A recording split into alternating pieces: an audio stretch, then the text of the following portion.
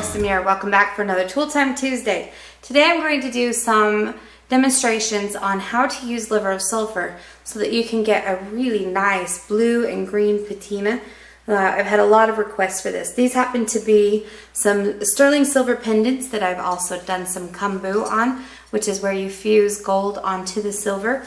But I've had a lot of requests on how I get the really good colors just using liver of sulfur. So I'm going to show that to you now.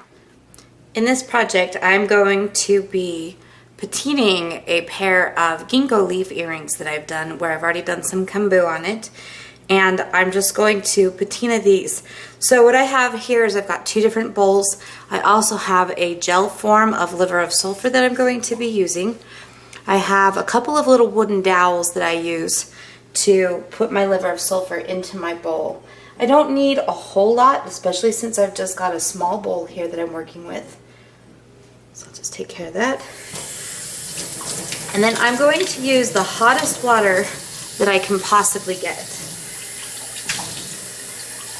And what I'm going to do is I'm just going to get this really nice and warm.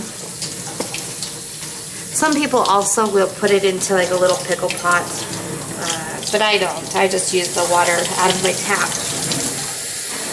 So I'm going to fill up my liver of sulfur bowl. Nice yellow there.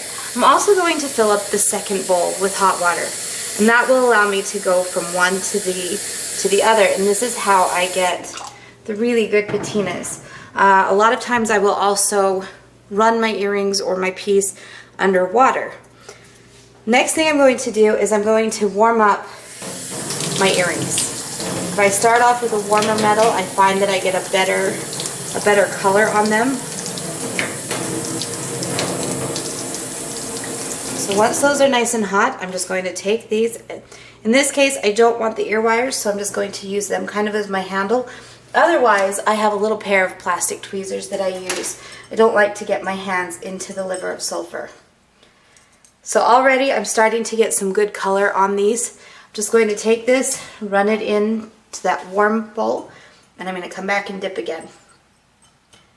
And I just do this until I get the look that I'm after.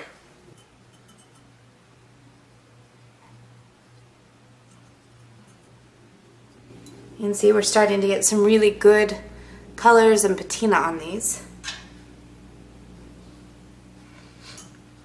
And the other thing about doing this method is that you are able to build up the layers of liver of sulfur. I don't know if you've ever tried to get one deep layer where you just take the piece and put it into the liver of sulfur and you leave it. And that is one way to get a nice dark patina, but it can also flake off if you're not too careful. So this is one way to prevent that. We're starting to get a little darker, moving out of the golds and starting to move into some of the purples and the greens in there.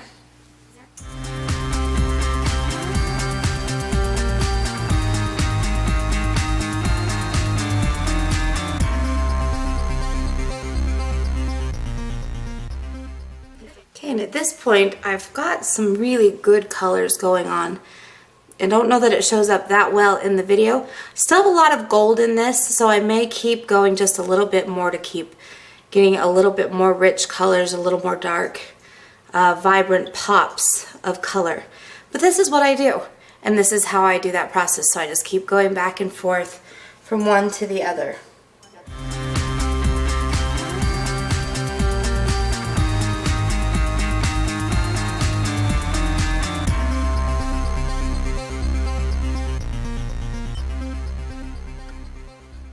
Okay, and at this point, I think I'm pretty happy with the colors that I've gotten, and I think I'll probably just leave it at that.